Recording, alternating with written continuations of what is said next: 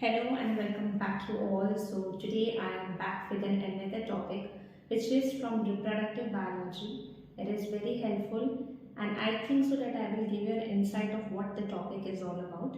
We are going to talk about the brief introduction of estrous cycle and also how does this cycle operates. So let's start. Also, before moving into the main content of the video, I highly request you people to like, share and subscribe this video to all your friends and family who is interested in watching this video. Also, do not forget to press the bell icon on the video so that you get all the notifications related to this channel, which will help you somehow. Alright, so starting off, we are going to talk about estrous cycle.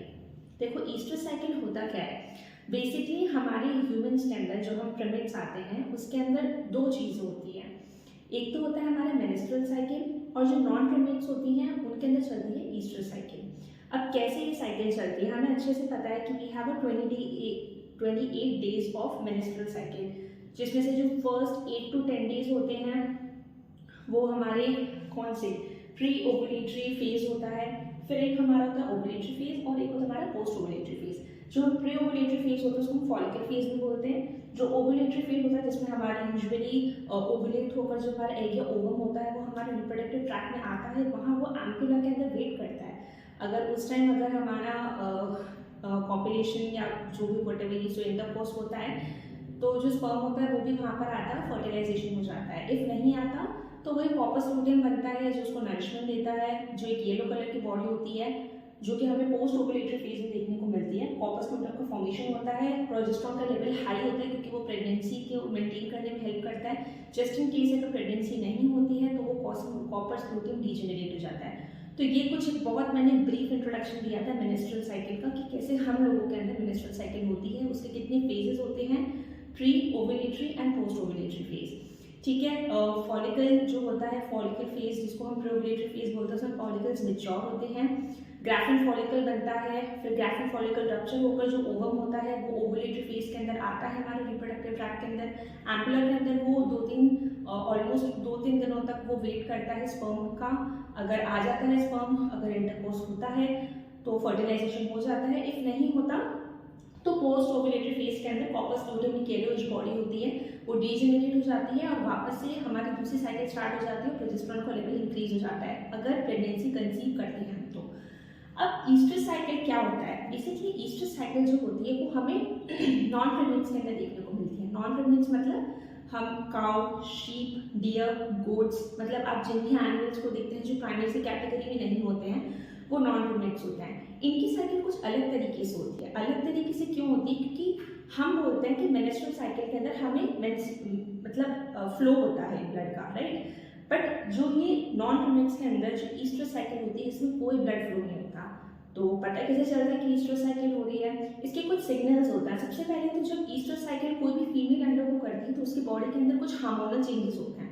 वो hormonal जो changes होते हैं वो mail receive कर लेता है और वो एक तरीके से आप ये बोल लो कि वो फेरोमोन्स के फॉर्म के अंदर होते हैं या इवन बिहेवियरल फॉर्म में भी हो सकते हैं। तो वो जो मेल रिसीव करता है तो उसको पता चल जाता है कि भाई the female is undergoing through estrus cycle. ना ईस्ट्रस साइकिल के अंदर भी दो चीज़ होती हैं। I be very clear with you. Estrus जो साइकिल होती है इसमें भी दो चीज़ होती हैं। एक तो होती है पॉलीस्ट्रस और एक होती है मोनोईस्ट्रस। अब ये पॉली और मोनोईस्ट्रस का मतलब क्या होता है? मतलब नाम से भी पता चल रहा होगा, पॉली का मतलब होता है मेनी ईस्ट्रस साइकिल। इसका मतलब ये होता है कि कभी भी ब्रीडिंग सीजन होता है, ब्रीडिंग सीजन जब भी नॉन प्रिमेट एनिमल्स में होगा तो वो हमेशा ईस्ट्रस साइकिल अंडरगो करेंगे। ये एक थंब रूल होता है नॉन प्रिमेट्स का कि जब भी उनके अंदर ओव्यूलेशन होगा, ऑलराइट, तो वो ईस्ट्रस साइकिल अंडरगो करेगा और वो हर ब्रीडिंग सीजन के अंदर होगी।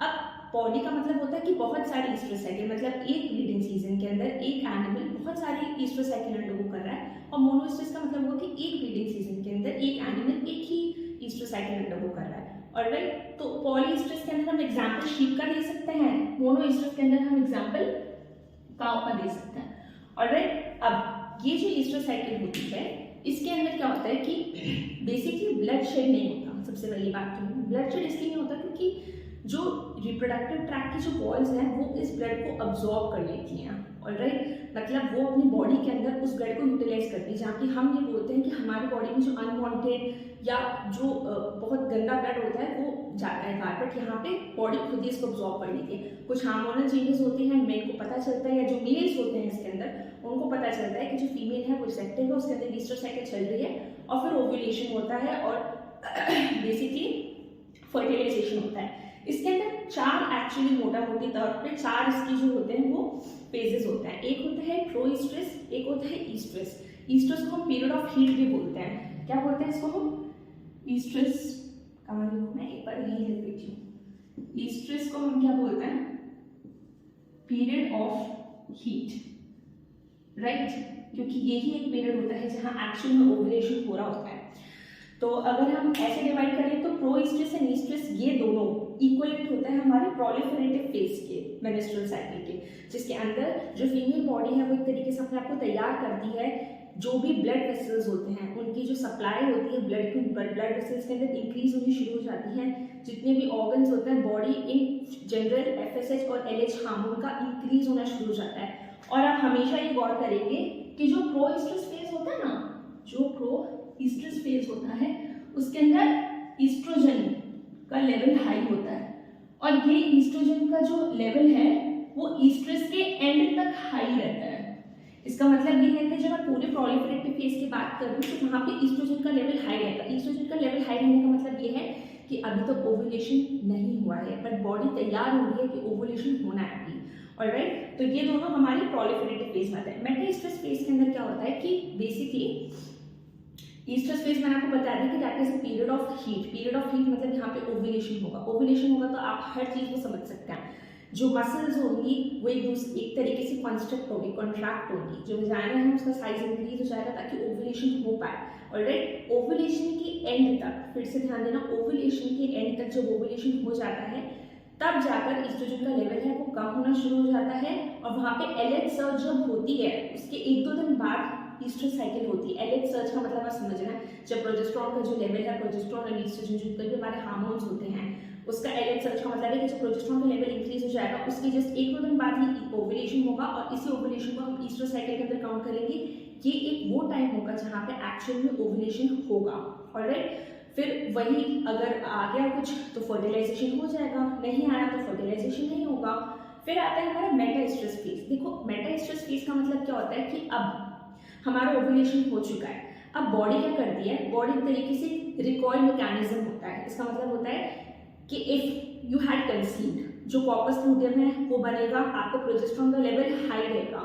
अगर आप प्रेग्नेंट होते हो तो इट्स गुड। वही जैसे हमने हमारे मेंस्ट्रुअल साइकिल में पढ़ा था कि कॉर्पस लूटियम का जो साइज है वो इंक्रीज होगा। अगर साइज इंक्रीज नहीं होता है कॉर्पस लूटियम का तो वही बात है कि वो डिजेनरेट हो जाएगा, और जो ब्लड वेसल्स हैं, जो ग्लैंड्स होती हैं, वो तरीके से कॉइल्ड हो जाती है इस वाली फेज के अंदर, ऑलराइट। फिर नेक्स्ट आता है हमारा डाइस्ट्रस और एनेस्ट्रस फेज।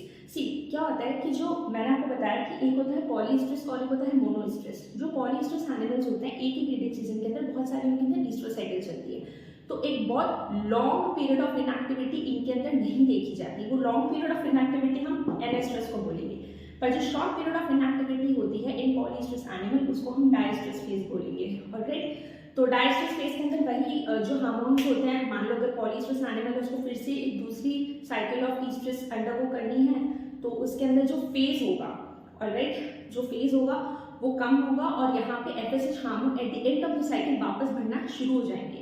हाउएवर अगर हम एनेस्ट्रस की बात करें, जब ब्रीडिंग सीजन ओवर हो रहा है, एक ब्रीडिंग सीजन में सिर्फ एक ही ईस्ट्रस साइकिल परफॉर्म हो रही है, या तो ओव्यूलेशन होगा या नहीं होगा, या फर्टिलाइजेशन होगा या नहीं होगा, कहानी वहीं खत्म। तो वहाँ पे वापस से FSH का सर्ज नहीं होगा, वहाँ पे FSH का हाइट नहीं होगा। तो यहाँ पे मैंने आपको एक छोटा सा डायग्राम बताया नीचे समझाकर कि जो प्रोस्ट्रस फेज होती है ना, ये ईस्ट्रस से पहले होती है, जो बॉडी अपने आप को तैयार कर रही होती है। ये जो बेसिकली है कि ओव्यूलेशन का बता रहा है, क्योंकि ईस्ट्रस फेज के अंदर क्या होता है, ओव्यूलेशन होता है। तो यहाँ पे ओव्यूलेशन कितने दिन का हो गया, 0 से 5 डेज तक आपका ओव्यूलेशन चलता है, या 0 डे पे मान लो ओव्यूलेशन हो रहा है। फिर 0 से 5 डेज मेटास्ट्रस फेज चलता है। मेटास्ट्रस फेज के बाद में जो 5th से जो 17th डे होता है वहाँ पे डाइस्ट्रस चलता है, और फिर वापस से ये प्रोस्ट्रस ईस्ट्रस इस तरीके से करके कि 20 डेज की साइकिल होती है जो अपने आप में वापस से रिपीट हो जाती है। जहाँ जहाँ पे ओव्यूलेशन होगा, जहाँ जहाँ पर भी ओव्यूलेशन होगा, आपको हमेशा याद रखना है कि वहाँ पे ईस्ट्रोजन का लेवल हाई होगा, वहाँ पे एलएच सर्ज होगी। एलएच सर्ज के 2 से 3 दिन के बाद के अंदर प्रोजेस्टेरॉन का लेवल इंक्रीज होगा और जैसे ही वो मेटा स्ट्रेस फेज के अंदर एंटर करेगा वैसे ही ईस्ट्रोजन का लेवल, एफएसएच का लेवल कम होना शुरू हो जाएगा, क्योंकि उसके बाद हमें ये चीज़ कंफर्म हो जाती है कि दिस फीमेल है कंसीव और not. So that was all about estrous cycle. I hope it helped you a lot. Thanks for watching and yes, do share and subscribe.